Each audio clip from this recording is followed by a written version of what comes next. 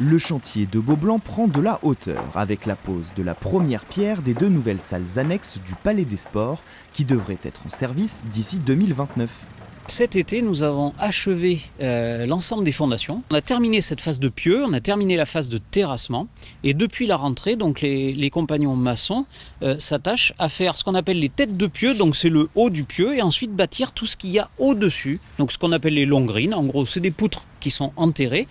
Et ensuite, on vient notamment ici de couler les premiers dallages. Cette étape va se prolonger jusqu'en novembre avec un basculement progressif sur les élévations, voiles et poteaux des niveaux inférieurs. Un projet qui sort donc enfin de terre après plus de 2 mois de terrassements et de fondations coulées. Jusqu'à aujourd'hui, on était avec plein d'idées dans nos têtes, on avançait, on couchait sur papier tout ce qu'on avait dans nos têtes, les idées concrètes. Et puis maintenant, on transmet le dossier aux entreprises. On est là pour bien sûr regarder ce qui se construit, mais on attaque une phase concrète.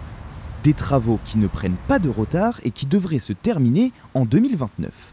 Un calendrier donc très chargé afin de pouvoir finir dans les délais. Déjà, autour de Noël, on devrait voir le bâtiment s'élever. Alors, il y a toute une partie infrastructure qui est en béton. Et dans les étages supérieurs, on va vite voir arriver de la charpente métallique avec des bardages. Et ça va très rapidement donner l'image définitive du bâtiment. Alors, ça sera un peu impressionnant, hein. Il devrait y avoir des poutres de grandes dimensions. Même dans cette première phase du chantier, dès la rentrée, après les vacances de Noël, ça sera vraiment significatif à voir.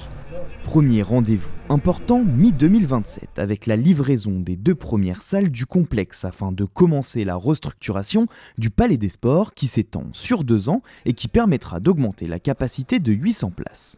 Coût total de l'opération, environ 70 millions d'euros.